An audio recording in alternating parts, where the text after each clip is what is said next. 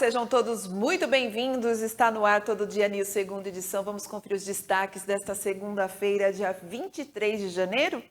Final de semana foi marcado por incêndios nas cidades de Campinas e Hortolândia.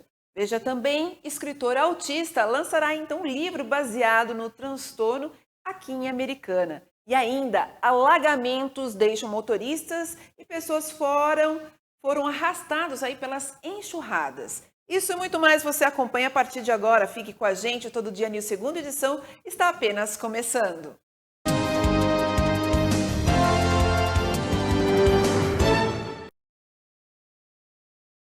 Dos estúdios da TV Todo Dia, Sinal 14 da sua TV digital e através de multiplataformas. Muito obrigada pela sua audiência, por estar aqui com a gente nesta segunda-feira, começando mais uma semana com muita notícia e informação para você aí em casa.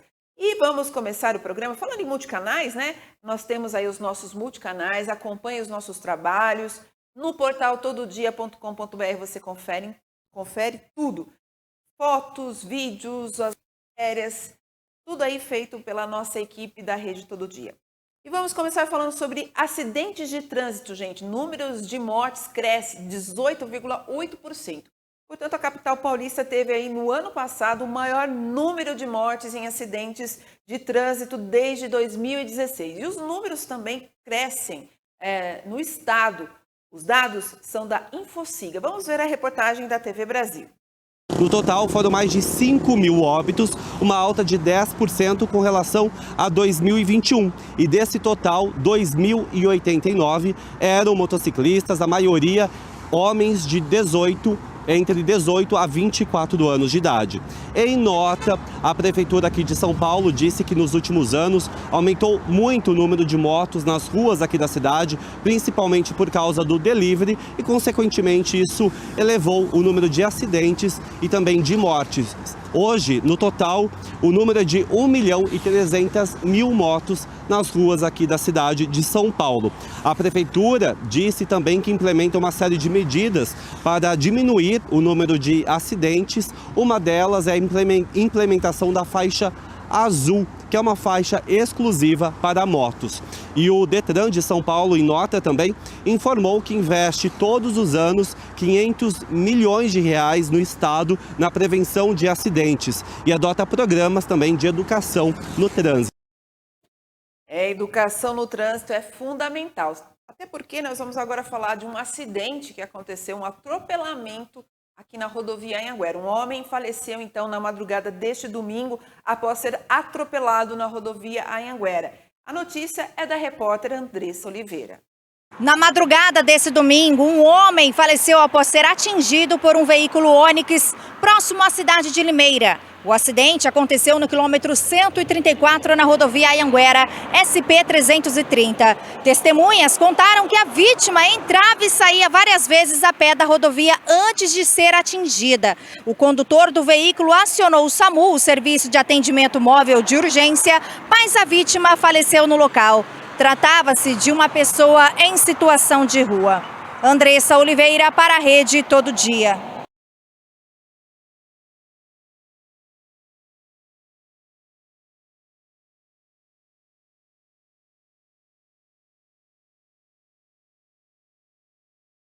Obrigada, Andressa, pelas informações. E agora a gente vai falar aqui, gente, porque tivemos um final de semana bem agitado, principalmente na cidade de Campinas e Hortolândia, que foi marcada aí por incêndios nas duas cidades. Então, uma pessoa morreu e famílias ficaram desabrigadas. As informações são do repórter técnico em Defesa Civil, Ezequiel Matos. O final de semana foi marcado por desastres ocasionados por incêndios na cidade de Hortolândia e Campinas. Neste domingo, dia 22, o incêndio atingiu 8 barracos no bairro Recanto do Sol, em Hortolândia. De acordo com a Secretaria de Segurança Pública do município, o incêndio originou após uma moradora atear fogo no seu próprio barraco durante uma desavença familiar. Ela fugiu do local assim que o fogo se alastrou. Equipes do Corpo de Bombeiros, da Defesa Civil, Polícia Militar e do SAMU foram empenhados para o atendimento à ocorrência. Ao todo, foram usados mais de 50 mil litros de água para conter as chamas. Moradores perderam tudo: roupas, objetos pessoais, documentos, alimentos e eletrodomésticos. A Prefeitura de Hortolândia, por meio da Secretaria Municipal de Assistência Social e de Habitação, forneceram abrigo público para o acolhimento dos desabrigados, mas todos preferiram ir para casa de familiares. Já na cidade de Campinas, uma idosa de 63 anos morreu após um incêndio na casa de repouso no bairro Botafogo na noite desse domingo. O corpo de bombeiros foi acionado e controlou as chamas, mas não conseguiu salvar a idosa, que estava dentro de um dos quartos afetados pelo incêndio. Gritos de socorro foram ouvidos no local. Os demais ocupantes da casa de repouso foram socorridos sem ferimentos. A causa do incêndio será apurada pela polícia e o local passará por vistoria da Defesa Civil. Ezequiel Matos, para a TV Todo Dia. Obrigada, Ezequiel. E complementando um pouquinho mais sobre essa questão do incêndio que aconteceu em Hortolândia, ontem nossa equipe de reportagem acompanhou tudo, né? Nós tivemos essa informação por volta das 6 horas da tarde e nós demos essa notícia já no portal do tododia.com.br, inclusive já em primeira mão, e nós recebemos um comunicado, inclusive, da Prefeitura de Hortolândia. E nosso repórter Henrique Fernandes traz um desdobramento sobre o caso, porque a Prefeitura informou que foi montada uma força-tarefa para atender, então, as famílias que moravam, né, nesses 8 barracos incendiados no final da tarde deste domingo, no bairro Recanto do Sol, em Hortolândia, tá? Essa senhora que precisou ser atendida no local por equipes do SAMU, mas ela foi liberada de acordo com informações aí da Prefeitura. Não houve vítimas fatais na ocorrência, isso é muito importante. 7 das 8 famílias afetadas buscaram abrigo, então, na casa de parentes, como o Ezequiel disse, que acabaram, né, procurando as próprias famílias para ajuda. Uma família foi encaminhada pela administração municipal para um local de acolhimento institucional. E os moradores, então, foram atendidos ali, no momento, né, que estava acontecendo incêndio, o fogo que se instalou aí muito rapidamente por uma área de 200 metros quadrados, aí, atingindo cerca desses 8 barracos no local e que ficaram isolados aí pelo Corpo de Bombeiros. E segundo aqui uma aspas que chegou da Prefeitura, inclusive, né, a Prefeitura informou que todas as famílias, abre aspas, todas as famílias serão cadastradas para recebimento de auxílio aluguel, uma vez que não poderão retornar então ao local por ser uma área irregular. Além disso, elas também serão acompanhadas por meio do CRAS, que são os Centros de Referência em Assistência Social, tá bom? Bom, gente, agora nós vamos para um outro assunto. Vamos falar um pouquinho de alegria. E ela é própria para falar desse tipo de notícia, né? Ela adora alegria, ela gosta de falar de diversão. E essa diversão vai acontecer daqui a pouquinho, né, gente? Tá chegando aí o carnaval, não é mesmo? Muita folia garantida para os americanenses para o carnaval de 2023. E os eventos têm o objetivo de oferecer entretenimento e cultura para a população de Americana. Mas quem traz esses detalhes é ela, nossa repórter Andressa Oliveira.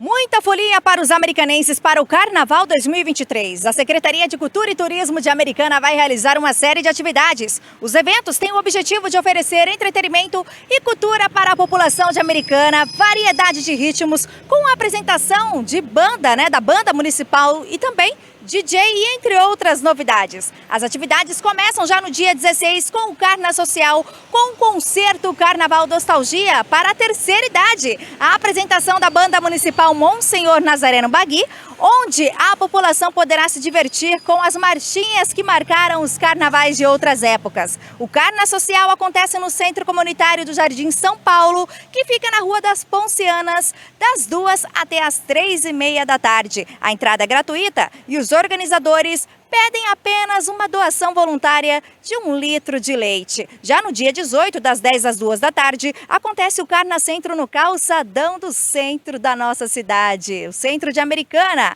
Além do som mecânico, a banda municipal toca a famosa marchinha de carnaval das 10h30 às 11h30. No mesmo dia também será realizada a Matinê Carnaval Fantasia 2023 com DJ, zumba, marchinhas, brincadeiras e festival de espuma das 10 às 6 horas da noite na Praça Vó Palmira, no Jardim Nossa Senhora do Carmo. O último dia, o sábado, a Orla da Praia dos Namorados recebe o Carna Praia das 2 às 7h30 da noite, com shows das bandas Batuque da Nega e Tom Dominante. A entrada é gratuita, porém pode doar também 1 quilo de alimento não perecível. Andressa Oliveira, para a Rede Todo Dia. Obrigada, Andressa. E falando em diversão, tem muita gente que gosta de fazer esse tipo de turismo. Você gosta de andar de trem? Ou seja, ou Maria Fumaça? Pois é, Jaguariúna é tradição lá você fazer um passeio de Maria Fumaça e que encanta os turistas.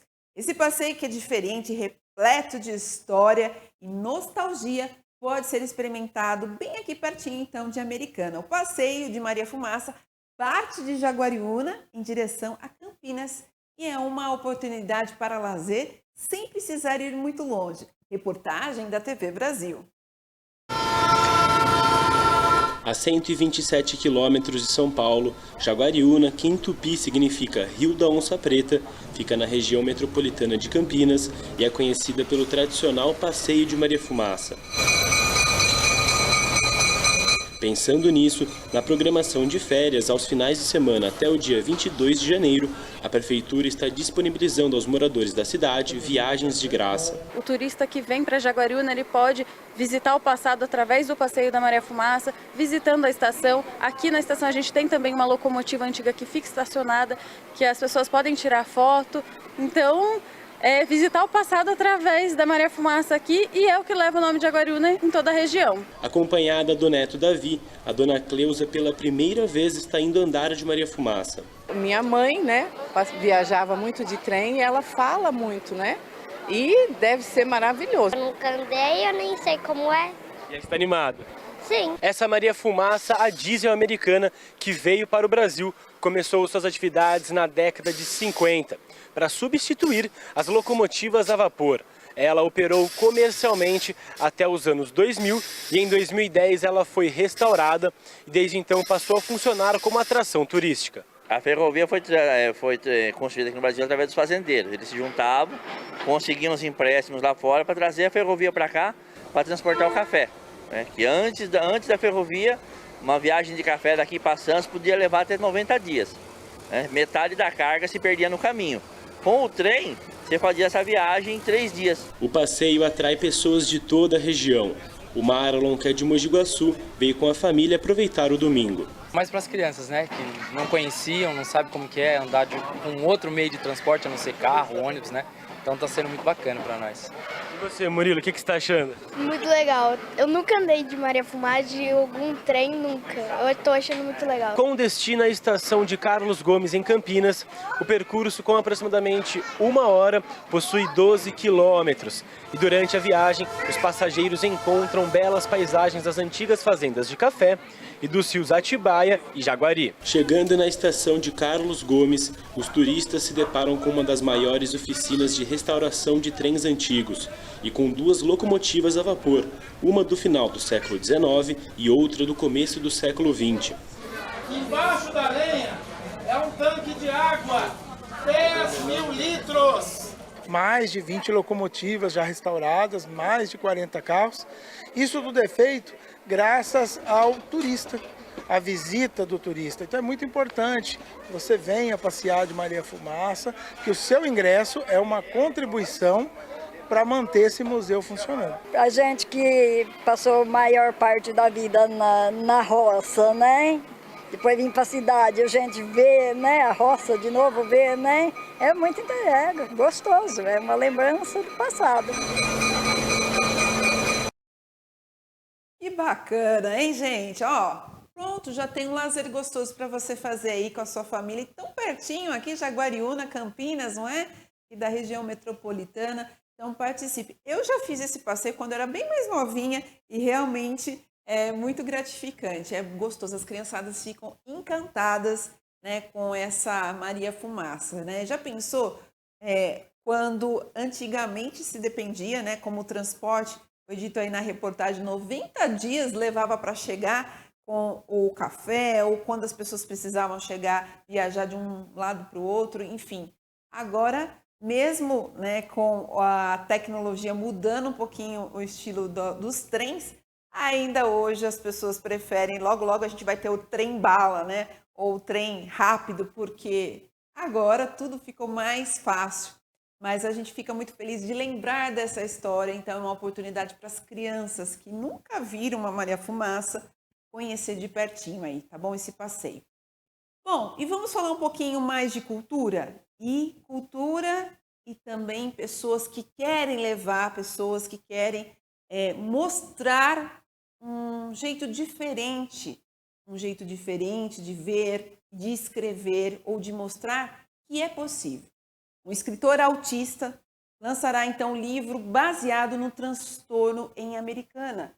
E ele foi uma personagem fundamental aí para que o nosso repórter Rafael Alves fosse até ele e conversar sobre essa história de Léo, para você conhecer aí em casa também e acompanhar então o lançamento desse livro. Vamos ver?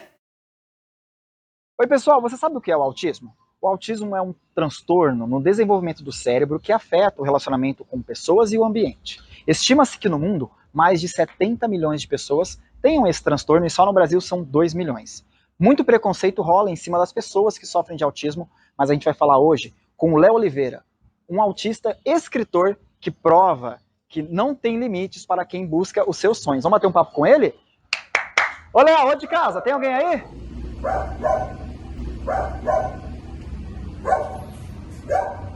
Tudo bem? Tudo você. Tranquilo? Vamos bater um papo então? Vamos. Falar sobre o livro? Vamos. Bora. Bom, pessoal, então já estou aqui com o Léo Oliveira, escritor, autista, mas com grande talento para mostrar para o mundo todo, agora no seu 3º livro. Léo, obrigado por você nos receber aqui na sua casa. Fico muito contente que você está lançando um livro aqui. Esse daqui é seu 3º livro, né? Sim. Um autista apaixonado. O lançamento dele será no dia 4, estava me falando aqui, né, Léo? Mas antes da gente chegar nesse lançamento aqui, vamos falar um pouco da sua carreira, né? Você disse que escreve há muito tempo. Desde quando você teve essa paixão pela escrita? Desde quando começou? Desde a 6ª série do ensino fundamental. E aí foi lá que você começou a fazer os primeiros rabiscos, digamos assim? Sim. Qual foi o seu primeiro trabalho, assim, que você lembra de ter escrito? Qual era a história? Foi um anime que eu mesmo criei, mas só escrita, sem desenho. Entendi. Foi um anime, então, no caso. Você costuma acompanhar esse tipo de cultura, de animes, mangás? Você gosta de assistir? Sim. Então foi dali que trouxe essa paixão pela escrita, começou por ali, né? Sim. Você escreveu já 3 livros, vou até mostrar para o pessoal aqui, ó.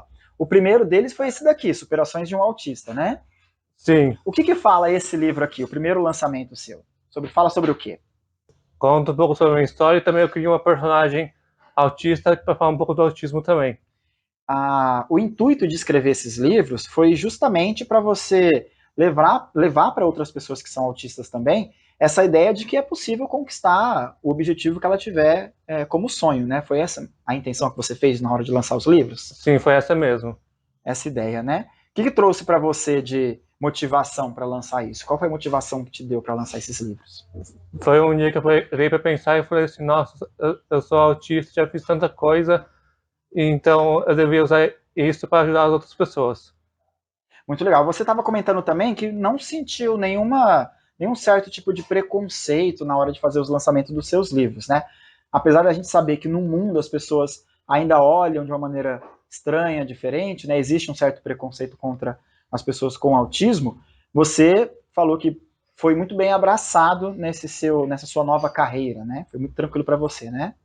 Sim, tanto que eu até fui convidado, quando eu lancei o 2º livro, eu fui convidado para fazer um relançamento do primeiro e do 2º livro na página Americana. Esse, então, cada professor tem o seu valor. Você fez, quando você foi lançar ele, você fez um relançamento também, junto com esses livros aqui, de Sim. Tanto sucesso que acabou acontecendo, então, nos 2 livros. Sim. Onde foi o lançamento que você falou, perdão? Na página Americana. Que legal, na página Americana, então. E, Léo, esse daqui, então, a data de lançamento dele vai ser no dia? 4 de fevereiro. Quem quiser acompanhar vai ser aonde e o horário? No Centro Comunitário de Jardim São Paulo, em Americana, às 4h30 da tarde. 4h30 da tarde. Esse daqui, Um Autista Apaixonado, vai falar sobre o quê, Léo? Vai ser um romance. Vai ser um romance? Você pode fazer um spoiler aí, contar um pouquinho do que vai acontecer?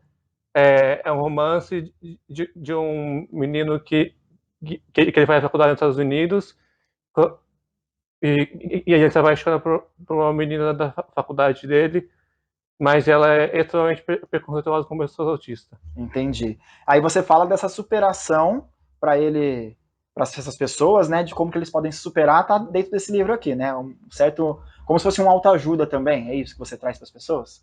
Sim, e o intuito também com esse lançamento do terceiro livro é falar que uma pessoa autista também pode viver um romance. Muito legal, viu, Léo? Quero agradecer então a presença, a receber a gente aqui na sua casa, né? Agradecer sua família por ter nos recebidos e dizer, pessoal, aqui ó, um autista apaixonado, quem quiser conhecer os outros trabalhos do Léo, onde eles podem te encontrar, Léo? Quem quiser rede social, como que as pessoas te encontram para quem quiser conhecer mais do seu trabalho? No meu Instagram. Qual que é o seu Instagram? @OliveiraLeoHenrique. @OliveiraLeoHenrique tá aí no GC para você. Quem quiser então acompanhar tanto o lançamento de Um Autista Apaixonado, quanto conferir também, quem quiser comprar os outros livros também pode, né, Léo? Cada professor tem o seu valor e os Superações de um Autista. Lá no seu Instagram a pessoa consegue informações de como fazer essas compras, né? Sim. Legal. Então, Léo, muito obrigado então por receber a gente aqui na sua casa, agradecer a sua família e vamos fazer então a presença para acompanhar o lançamento do seu livro lá no dia 4 também, tá certo? Combinado? Combinado. Então, pessoal, ó, a gente volta então no dia 4 para acompanhar o lançamento do livro do Léo, Um Autista Apaixonado, e você que tiver qualquer tipo de preconceito, tire isso da sua cabeça, porque um autista tem condições de realizar tudo que uma pessoa que não tenha o autismo pode fazer também. O Léo é a prova viva disso aqui pra gente. Léo, obrigado novamente. A gente se vê então no dia 4, beleza? Dia 4 às 4h30 da tarde, aonde? No Centro Comunitário do Jardim São Paulo. No Centro Comunitário Jardim São Paulo, em Americana. Um abraço e a gente volta na próxima, pessoal. É isso aí, parabéns ao Léo e a gente vai estar lá, nossa equipe, o Rafa vai acompanhar esse lançamento. E eu queria fazer um agradecimento carinhoso à tia do Léo, que fez um bolo maravilhoso. Não poderia deixar de agradecer para atender a nossa equipe lá. E ela mandou para a gente aqui, mandou para mim em especial. Muito obrigada, então, a tia do Léo que mandou esse bolo em agradecimento. A gente faz esse trabalho para realmente mostrar à população, aos telespectadores, o quanto, né, um autista ou qualquer outra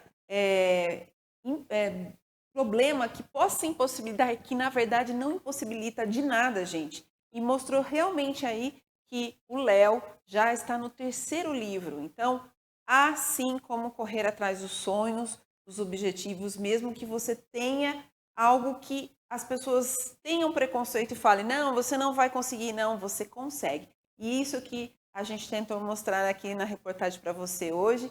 Então, parabéns ao Léo.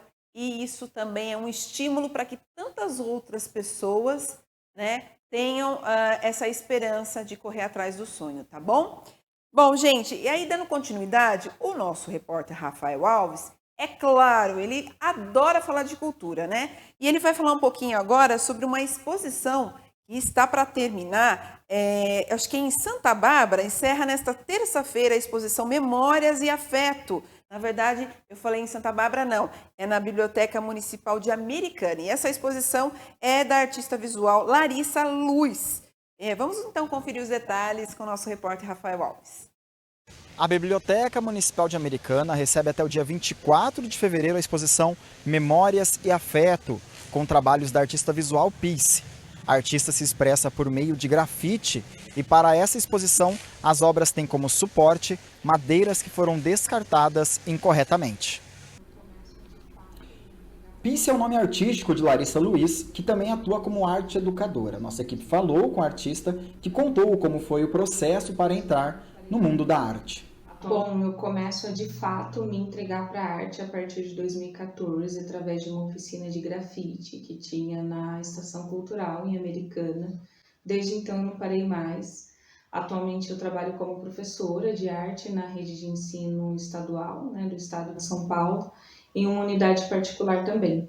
Já trabalhei com oficinas de grafite, né, oficinas culturais, entre elas na Fundação Casa, no Projeto Mais Educação, no município de Santa Bárbara do Oeste. Eu costumo dizer que o grafite e a cultura hip hop me possibilitou e me possibilita muitas coisas, e com certeza faz parte do meu repertório cultural, com certeza está presente no meu trabalho.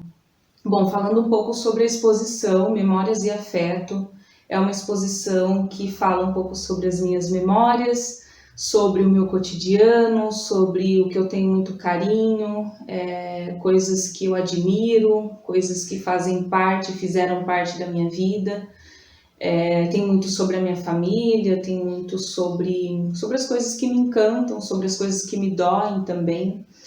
A construção do meu trabalho ela acontece de forma muito subjetiva e às vezes é um pouco complicado explicar sentimentos, né?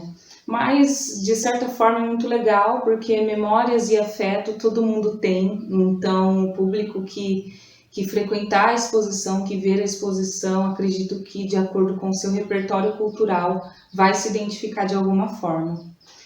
Os trabalhos, em sua maioria, foram feitos sobre madeira, madeiras essas que foram retiradas de entulhos que foram descartados de forma incorreta, né, entulhos que foram descartados em terrenos baldios, em locais que não são apropriados para esse tipo de descarte, né. Tem trabalhos em telas também, trabalhos que utilizam de outros suportes, mas a maioria é sobre madeira. Foi um material que eu me identifiquei bastante. A exposição pode ser vista então até o dia 24, das 9 da manhã às 5 da tarde. A Biblioteca Municipal de Americana fica na Praça Comendador Miller, no centro da cidade. A entrada é gratuita. Espero que a exposição, para além de chamar a atenção, né, para esse descarte incorreto de materiais, que você possa se sentir tocado ou tocada, que os trabalhos possam dialogar e te levar para algum lugar. Legal, parabéns então a esse trabalho. E lembrando, como disse o Rafael, até amanhã a exposição, das 9 às 5 da tarde, na Biblioteca Municipal de Americana, que fica ali na Praça Comendador Miller, tá bom? Bem no centro de Americana. E para a gente quase encerrando já esse primeiro bloco de informações, gente, de notícias, a gente vai abrir um espaço agora diferente para o esporte.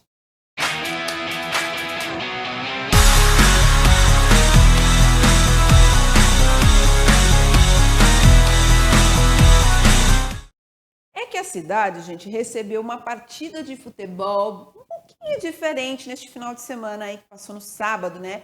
É o futebol beneficente.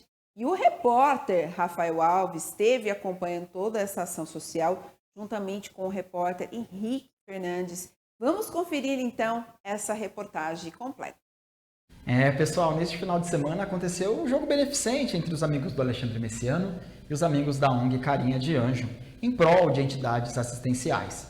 Era 1 quilo de alimento, a entrada para acompanhar todos esses craques participando deste grande evento que aconteceu no Décio Vita, então no sábado aqui em Americana. Segundo a organização, mais de 2.000 pessoas participaram deste evento e a contabilização desses alimentos ainda está acontecendo. A gente traz para você durante a semana aí de quantos quilos foram arrecadados para contribuir com o trabalho dessas entidades. Nossa equipe, é claro, também esteve no Décio Vita neste sábado, e quem também fez presença foi o prefeito Chico Sardelli, que falou com a gente. Tenha dúvida de tudo aquilo que nós passamos nos últimos 2 anos, as dificuldades, as coisas boas, importantes, a solidariedade, o carinho, o amor, faz com que a gente apoie eventos como esse aqui, do Carinha, da ONG Carinha do Bem e também do Amigos do Alexandre. Estou muito feliz, a cidade participando, interagindo com aqueles que mais precisam, principalmente. Uma das estrelas que participou desta partida falou com a gente que foi o caso do Leandro Guerreiro, ex-Corinthians, ex-São Paulo, multicampeão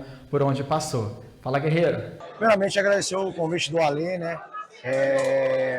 Quando ele me convidou de bate pronto, eu falei, conta comigo. Ajudar o próximo não tem preço, ainda mais quando se trata de criança. Tenho certeza que vai ser um evento maravilhoso. A gente vai poder ajudar da melhor forma possível. E eu sou muito grato pelo convite, grato por fazer parte desse momento especial.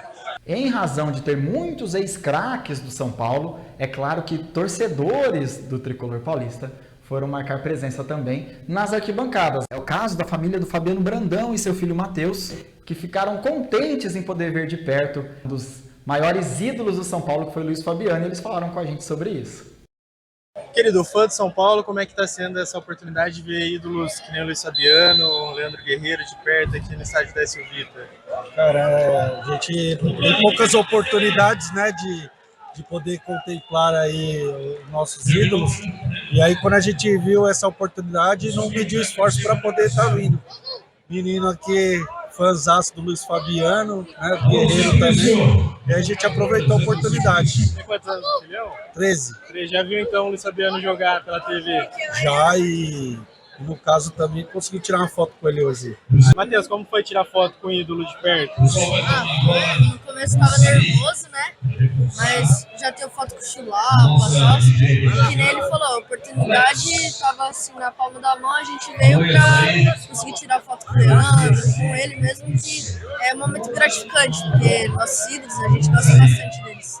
Parabenizar então a ONG Carinha de Anjo e o Alexandre Messiano, que contribuíram, né, junto com esses outros atletas para essa grande festa. Que venham mais eventos para a Americana nesse estilo, para poder contribuir com o trabalho de tantas ONGs aí assistenciais que a gente tem pela cidade e, é claro, por toda a região. Eu volto daqui a pouquinho com mais informações do esporte. Tá certo, Rafael, obrigada aí pelas informações. Ele que chamou aí as reportagens feitas também pelo repórter Henrique Fernandes. Teve muito mais coisa, gente, mas a gente teve que dar uma compactada para passar aí para vocês. Mas foi um sábado muito gostoso. O tempo colaborou, né? São Pedro parou de chover, ficou um tempinho nublado, gostoso. Deu para ver com toda a família. Era legal ver aqui da TV, da sede da TV. A gente via as famílias chegando, né? A marido, mulher, o filho, enfim, toda a família, avós. Então isso é muito bacana, foi muito bonito de se ver o estádio, né, chegando às famílias. Porque era assim, né, quando tinha jogo, na verdade, era esse o intuito de chamar as famílias para assistir o jogo. Hoje é um pouquinho diferente em alguns campeonatos, né? Mas só para finalizar, gente, na reportagem o Rafael até comentou, nós não tínhamos os números, mas o pessoal lá do evento acabou passando sim para a gente aqui, o Alexandre Messiano e a Fran, que é da entidade, passou aqui as informações para o nosso repórter Rafael Alves, que então foi finalizada a contagem e eles conseguiram alcançar os objetivos em 3.500 quilos de alimentos. Que maravilha, né? Então, tá aí, parabéns, jogo beneficente, arrecada 3.500 alimentos para ajudar, então, a entidade. Que maravilha! Parabéns, então, a todos por este evento. Nós vamos para um rápido intervalo. Na volta, temos informações policiais e muito mais coisas aqui para vocês. Não saia daí, voltamos já já.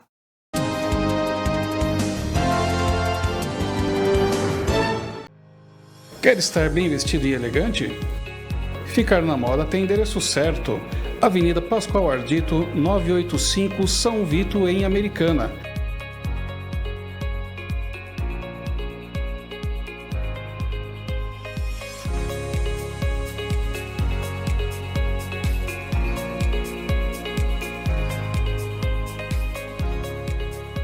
Rovani Modas, a moda que você veste todo dia. Quer mudar seu visual? Transformar-se em uma loira deslumbrante? Estúdio Sabrina Ometo faz a sua transformação. O seu sonho em ser loira é sonho realizado pelo Estúdio Sabrina Ometo.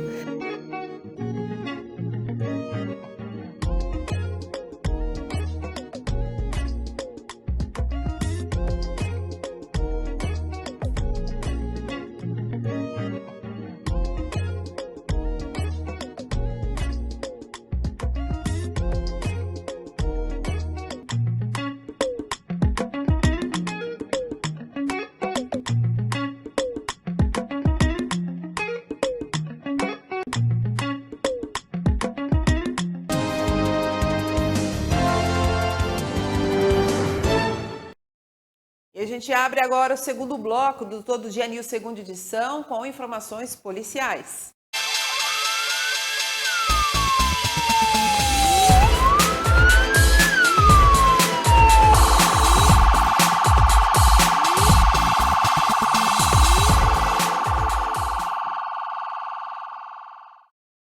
Vocês aí em casa vão achar estranho, porque eu vou falar sobre prova de concurso público.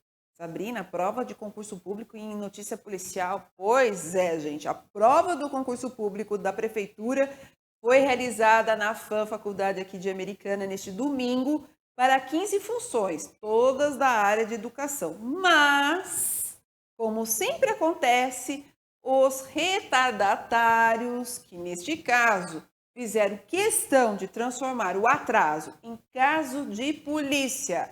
As informações são da repórter Nayara Lourenço. Concurso público da Prefeitura de Americana tem mais de 8.000 participantes. Um grupo atrasa e vira caso de polícia. A prova do concurso público da Prefeitura foi realizada na FAM, a Faculdade de Americana, nesse domingo, dia 22. Os candidatos disputaram 15 funções, todas da área de educação.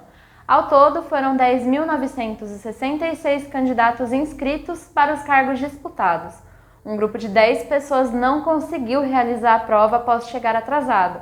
Os candidatos relataram que foram apenas alguns segundos após o horário limite, mas o porteiro não permitiu a entrada. De acordo com o grupo, o trânsito na área da faculdade estava travado, ocasionando o atraso. Indignados, procuraram a Polícia Civil. A Prefeitura se posicionou alegando que preza por um concurso público justo e que defende as regras previstas em edital. No próximo domingo, dia 29, acontece mais uma fase do concurso. 35.000 candidatos disputam 77 funções em várias áreas, como saúde, comunicação e jurídico. Após a realização das provas, no dia 29, a empresa publica o gabarito preliminar e também abre 2 dias para a interposição de recursos. O resultado final sai no dia 28 de fevereiro. Nayara Lourenço para a Rede Todo Dia.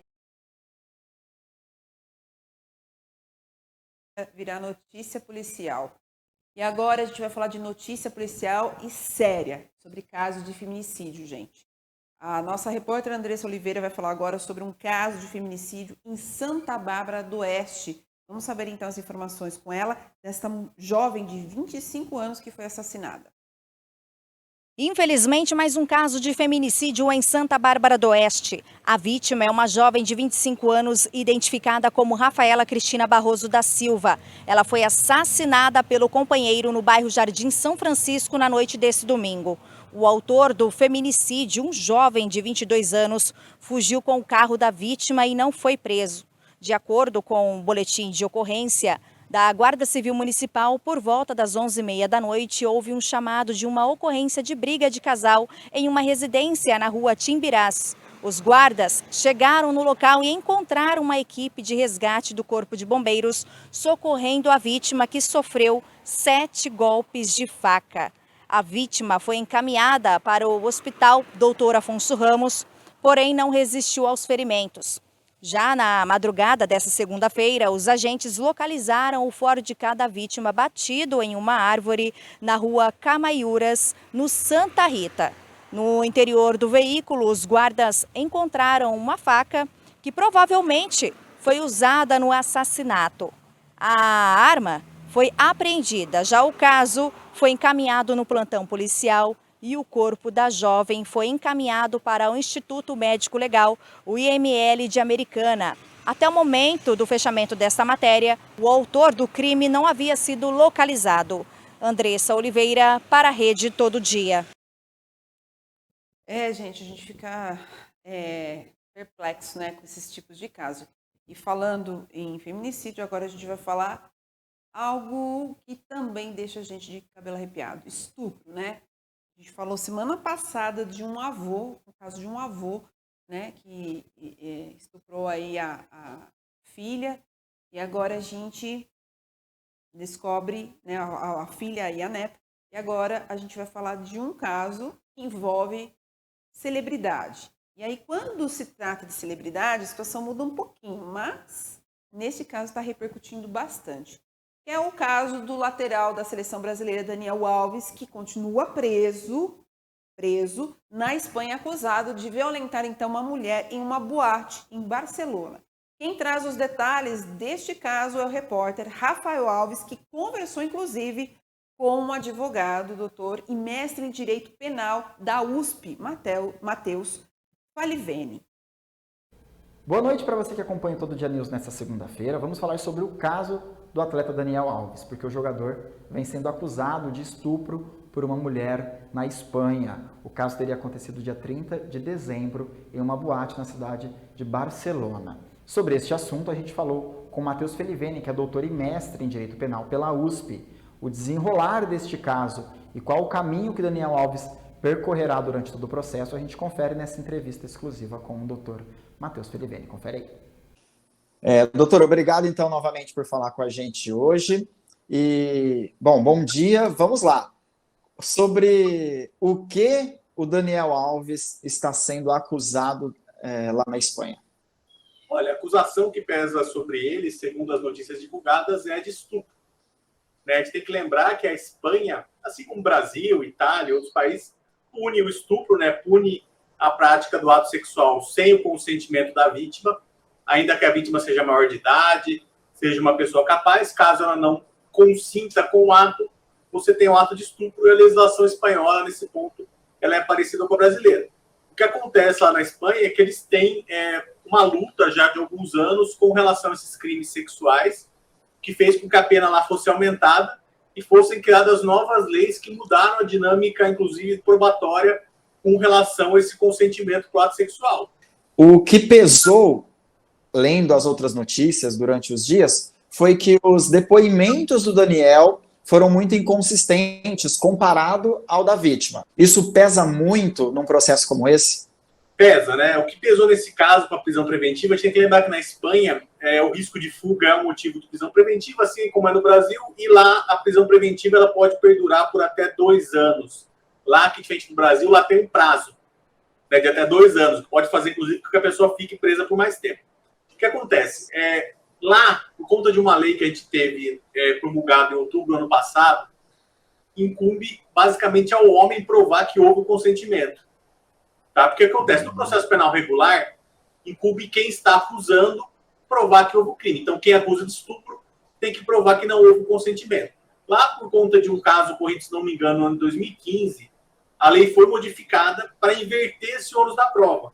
Então, praticamente, o homem tem que comprovar que houve o consentimento da mulher para a prática do ato sexual. Até se discute lá se teria que ser por escrito, se teria que ser gravado, alguma coisa assim. Você disse que o caminho do Daniel vai ser bem difícil, bem árduo. Qual os trâmites desse processo agora? Sobre o que ele vai passar? Vai ter novos depoimentos? Como vai funcionar esse processo, essa logística? Tá. O que acontece? O processo penal lá é relativamente parecido com o Brasil. Você tem uma investigação preliminar, depois lá o Ministério Público Espanhol oferece uma acusação formal contra a pessoa e a pessoa tem o devido processo legal em um processo. A questão é, como ele é estrangeiro, em tese não reside mais na Espanha e há o risco de fuga, é provável que ele vá responder essa acusação preso. Lógico, pode ser que se comprove ao final que ele é inocente e ele seja absolvido. Isso pode acontecer.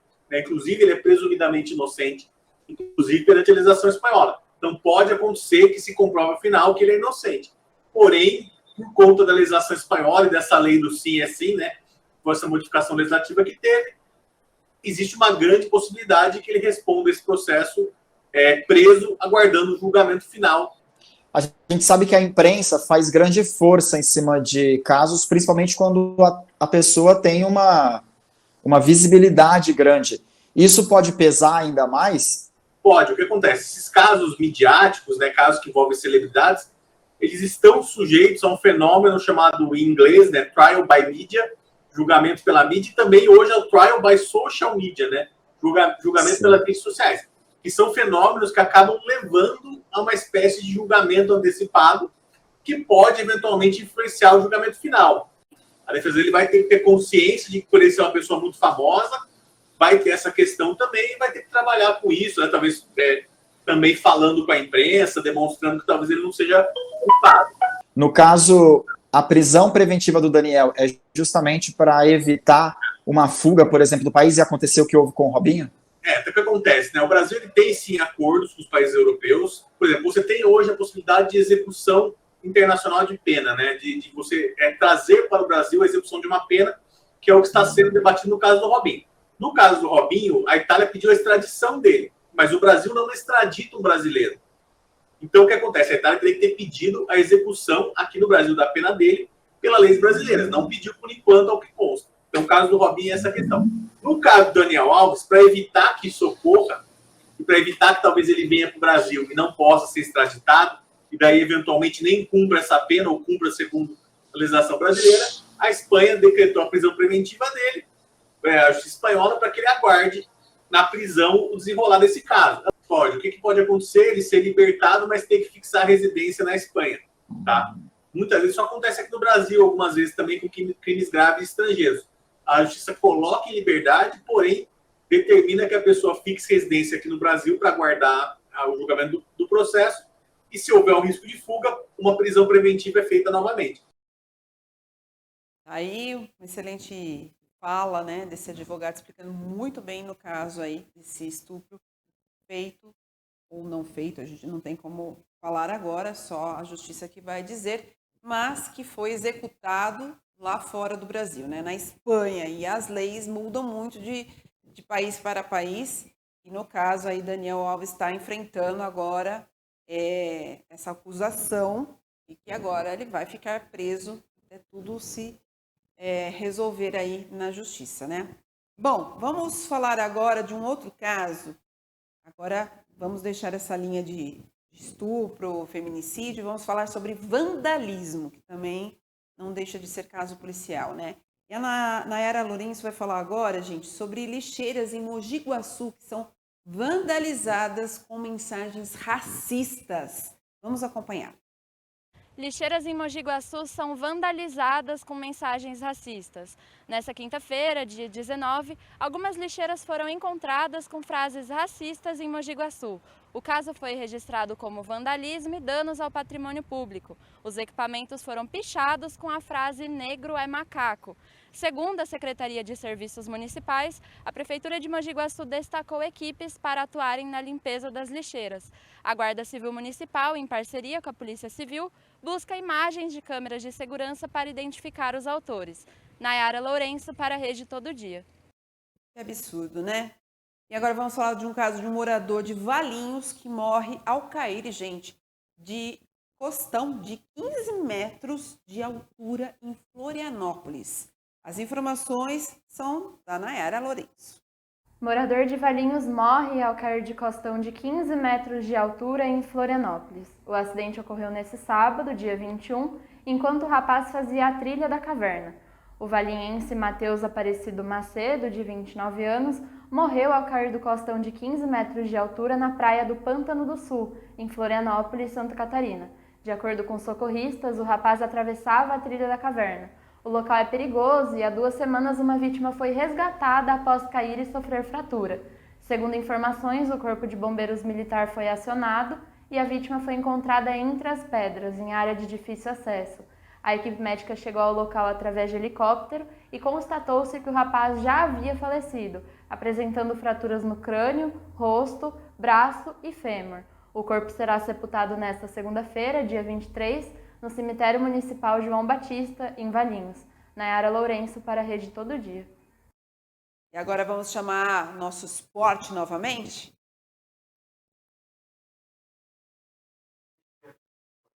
Então vamos lá, vamos falar do esporte aqui da nossa região, porque o Rafael Alves vai falar, né, aqui dos campeonatos da região, principalmente da Ponte Preta. O fim de semana foi de partidas pelo Campeonato Paulista, mas dentre as torcidas da região, só quem comemorou mesmo foi a da Ponte Preta. As informações são do repórter Alves. Vamos seguir com o esporte, porque o fim de semana foi sem muitos gols para os times da região. Dentre as 5 equipes que participam do Paulistão e do Paulista Série A2, somente a Ponte Preta conseguiu somar 3 pontos. Inclusive, a partida da Ponte foi contra o 15 de Piracicaba, fora de casa. Pela Série A2, jogando no Barão de Serra Negra, a equipe venceu por 2-1 os donos da casa e, com a vitória, divide a liderança da competição com a Portuguesa Santista.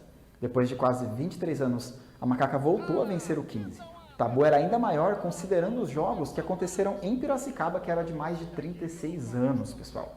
O primeiro gol da partida foi de Gé, abrindo o placar para os visitantes. Logo na sequência, Lucas Xavier deixou tudo igual. Boa chance para o time da casa, vem o 15, arremate para o golaço! Na segunda etapa, Dudu deu números finais para a partida, marcando o segundo e o gol da vitória do alvinegro campineiro. Com os 3 pontos, a Ponte então divide a liderança da competição com a equipe da Portuguesa Santista. As duas possuem 9 pontos e 100% de aproveitamento. Ainda pela Série A2, o Primavera foi a São Paulo encarar o Juventus. O moleque travesso sai na frente com Bruno Moraes, após cobrança de escanteio no primeiro tempo. Na etapa complementar, Murilo aproveita a sobra após cobrança de escanteio e marca um belo gol, o empate do Fantasma. Da sequência na jogada e vem a sobra pro gol! Gol! Com esse empate então em 1-1, Primavera está na 4ª posição com 4 pontos. Os 8 primeiros colocados avançam para a segunda fase da competição. Já pelo Paulistão Série A1, o Guarani, jogando com 1 a mais, não conseguiu superar a defesa do Ituano e voltou para Campinas com 1 ponto também. Gabriel Barros, do Ituano, é expulso no fim do primeiro tempo, mas o Bugre não consegue transformar essa vantagem em gol. Com o empate, o Guarani fica em segundo no grupo B com 4 pontos atrás do São Paulo, que tem 5. A Inter também não saiu do 0 a 0 com o Corinthians jogando em Limeira. A equipe é a última colocada do grupo A com 4 pontos. No Paulistão Série A1, as 2 primeiras equipes de cada grupo avançam para a próxima fase.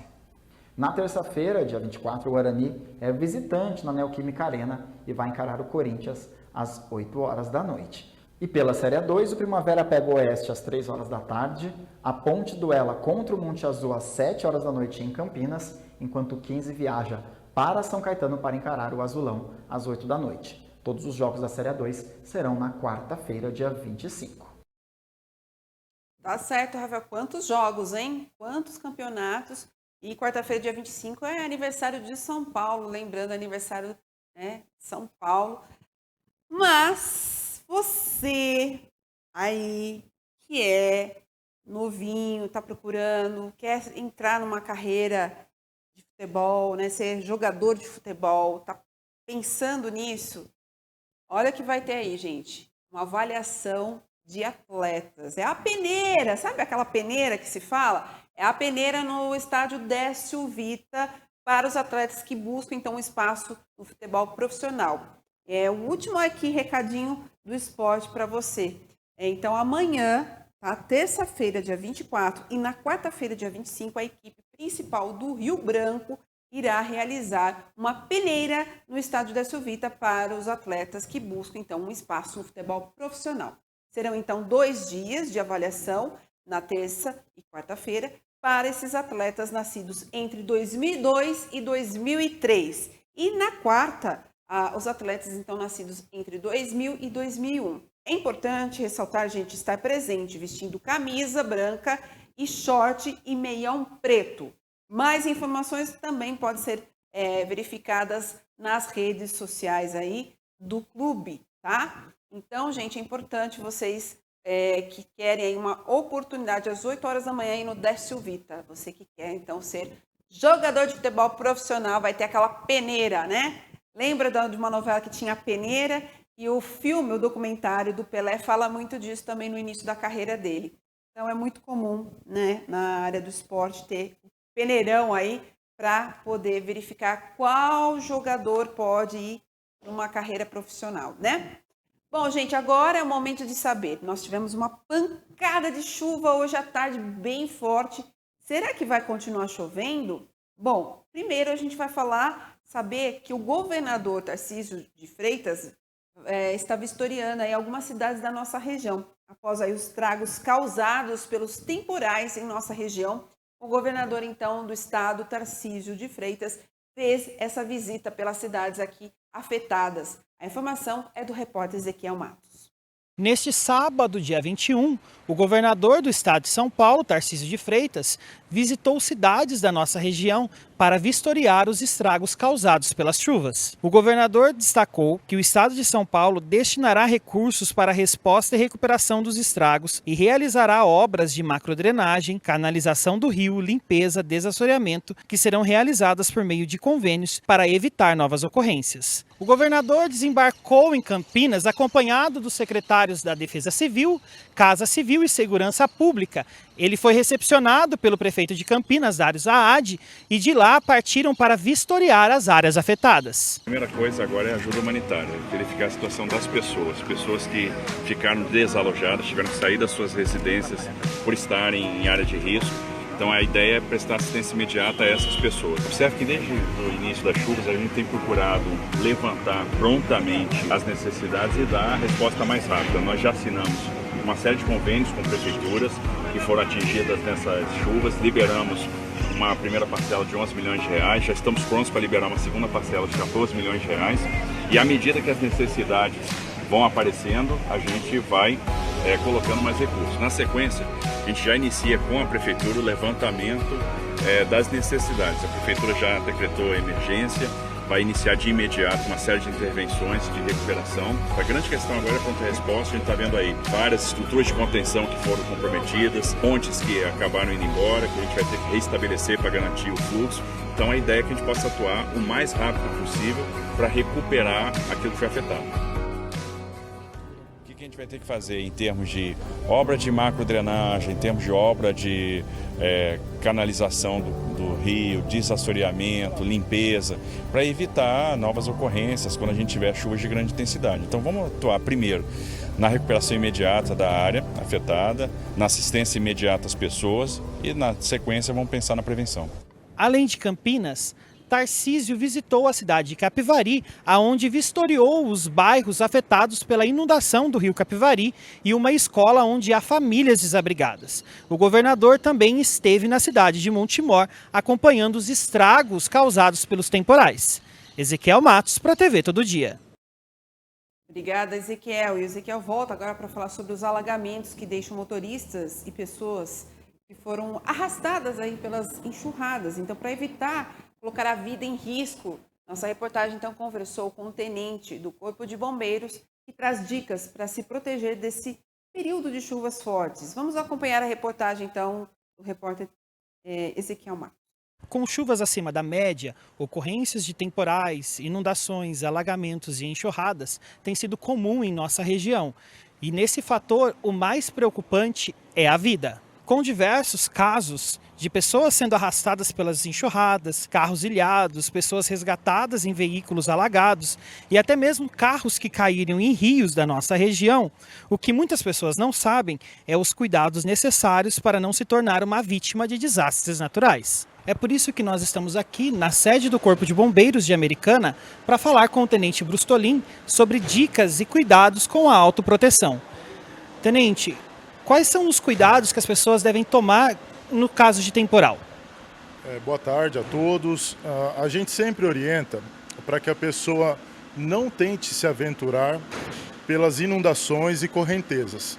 Por quê? Porque a força da água ela pode arrastar tanto uma pessoa quanto veículos também, motocicletas, automóveis. Então, basta uma altura da água até a canela para que essa pessoa já seja arrastada. A gente orienta também sempre que a pessoa caminhe no lado oposto a postes, né, de energia, bem como também não caminhe pelas ruas e nem próximo da sarjeta. Por quê? Porque podem ter galerias ali abertas e essa pessoa pode ser cair, né, dentro dessas galerias. Então a gente orienta para que tome esses cuidados. O principal é não se aventure, não tente entrar em correntezas, né, em inundações. Só caminhe pelas inundações caso você seja surpreendido e precise se deslocar para sair dela. A gente orienta para que a pessoa, se ela estiver em local aberto, né, ela saia desses locais, não fique em locais abertos como campos de futebol ou praias, para que essa pessoa não fique próximo de janelas metálicas ou portas metálicas. Também se atente a árvores que podem ser atingidas por raios e vir a cair, então não fique próximo de árvores. Procure um abrigo seguro, né? Fique longe de estruturas metálicas. Então a gente orienta sempre para que a pessoa não entre na água também, né? Evite locais abertos, não entre na água e evite contato com estruturas metálicas. Caso ela esteja no veículo, tá, e não esteja em um local de inundação, ela pode permanecer no veículo. O veículo oferece uma proteção satisfatória contra descargas atmosféricas. É importante que a pessoa conheça o trajeto, né, que ela faz diariamente e, principalmente, conheça os pontos de inundação do seu município. Fique atento aos noticiários que transmitem as previsões de chuva, e evite esses locais de alagamento. Faça caminhos alternativos. Essa é a nossa orientação. Se precavenha, né? Procure saber já esses locais de risco e, se for o caso, faça rotas alternativas. Não tente passar por uma região inundada. Não enfrente a inundação. Por quê? Porque o limite da água vai ser o limite ali do escapamento, seja do automóvel, né, do carro ou da motocicleta. E aí esse veículo vai parar de funcionar. Atingiu ali o escapamento, ele vai parar de funcionar. Essa pessoa vai ficar ilhada. Caso ela seja surpreendida e fique ilhada, a gente orienta que ela saia do veículo, abandone o veículo com segurança, procure um local de segurança. Se não tiver condições de abandonar o veículo com segurança, ligue imediatamente 193, forneça as informações para o atendente do Corpo de Bombeiros, confie no nosso atendente, passe o endereço correto, passe o nome, passe o telefone, que uma viatura vai chegar rapidamente para poder atendê-lo. Principalmente se essa enxurrada estiver com uma água na altura da canela já, né? Então, na altura ali da nossa canela, já pode arrastar um ser humano. Então, procure um local seguro. Caso ela seja surpreendida, tente sair com segurança. E se ela estiver em um local inseguro e que não consiga se locomover, a gente também reforça a questão de que ela, se tiver em posse do seu telefone, faça a ligação imediatamente para o Corpo de Bombeiros através do telefone 193 ou peça para alguém ligar, se conseguir, se tiver alguma pessoa próxima que faça essa ligação. Então, assim, as informações é sempre tome cuidado. Aparentemente, a rua, né, ela não oferece riscos quando ela está alagada, mas existem riscos ocultos que essa pessoa não pode ver, principalmente pela força da correnteza e também pelas galerias existentes, né, pelas bocas de lobo, os bueiros, que podem arrastar essa pessoa para baixo e provavelmente vai ocasionar um acidente fatal. O Corpo de Bombeiros, ele estatisticamente atende, em sua maioria das ocorrências, acidentes de trânsito. Com as chuvas, apesar do acidente de trânsito não ser uma ocorrência diretamente relacionada às chuvas, indiretamente a gente tem um aumento no número de acidentes de trânsito. Porém, né, nessa época a gente também tem as ocorrências relacionadas às chuvas. E os principais atendimentos relacionados às chuvas são pessoas ilhadas, né, em seus veículos, por isso que a importância das orientações que a gente passou para não enfrentar as áreas inundadas, e também são pessoas que moram em área de risco e têm a sua casa inundada. E a gente faz esse apoio para remoção das pessoas de lá desse local de risco. Então a gente tem realmente um aumento de atendimentos a pessoas ilhadas e alagamentos em residências, né?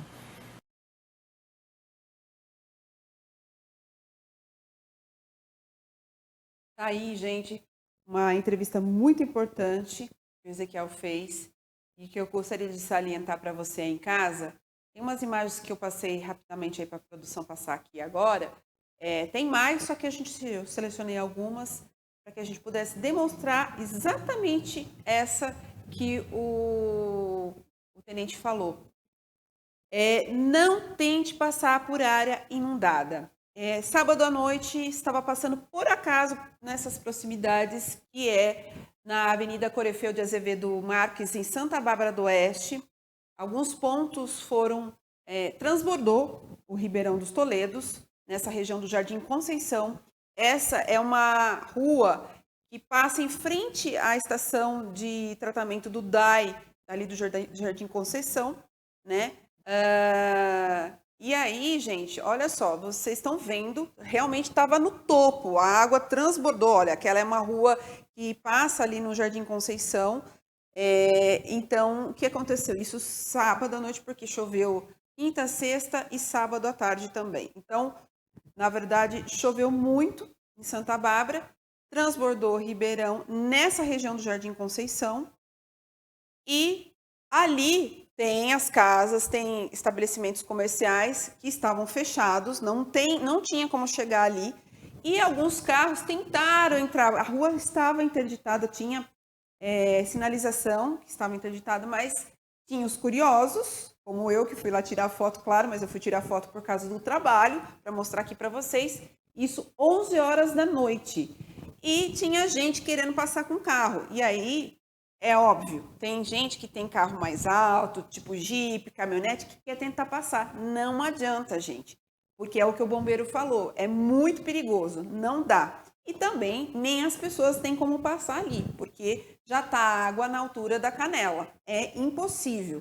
Então, só para exemplificar o que, de fato, o tenente explicou aí na matéria, na reportagem do Ezequiel Matos. Muito obrigada por essas orientações e a gente só está mostrando. Graças a Deus, hoje está tudo normalizado lá em Santa Bárbara. O repórter Henrique Fernandes conversou com o pessoal da Defesa Civil, está tudo normalizado, já não está mais nesse nível. Mas é assim, ali qualquer chuvinha a mais já vai transbordar, como acontece aqui também em Americana, né? Então a gente tem que ficar atento a tudo isso. Então a gente não pode tentar, nenhum motorista pode tentar passar com o veículo, porque pode dar problema no motor, e nem as pessoas tentar, porque aí a enxurrada pode levar e é muito perigoso, tá bom?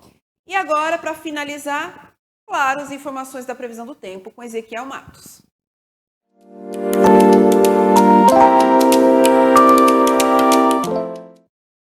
Excelente semana para você que nos acompanha pelas multiplataformas da Rede Todo Dia. Janeiro está chegando ao fim e como ficará o tempo nesses últimos dias do mês? Afinal, as chuvas não têm dado trégua desde o início do verão. Janeiro deve fechar com a atuação de frentes de instabilidade em todo o estado de São Paulo. O mês está sendo marcado por chuvas acima da média em diversos municípios e tem acarretado em diversas ocorrências, transtornos e muitos estragos em nossa região. As condições de instabilidade persistem nessa semana, com previsão de chuvas contínuas e potencial para desenvolvimento de tempestades fortes, volumosas de forma isolada, ou seja, atuando em uma determinada região. Os próximos dias, as temperaturas mínimas devem ser de 20 graus e as máximas devem atingir 32. A partir de quarta-feira, dia 25, as chuvas volumosas e contínuas devem se concentrar no estado de Minas Gerais. A previsão será de dias nublados, com alternância de predomínio de sol e possibilidade de pancadas de chuvas típicas de verão. Durante todo o mês de janeiro, semanalmente foram emitidos alertas para chuvas fortes, temporais e tempestades, decorrentes da característica de um verão com chuvas acima da média nos estados do Sudeste.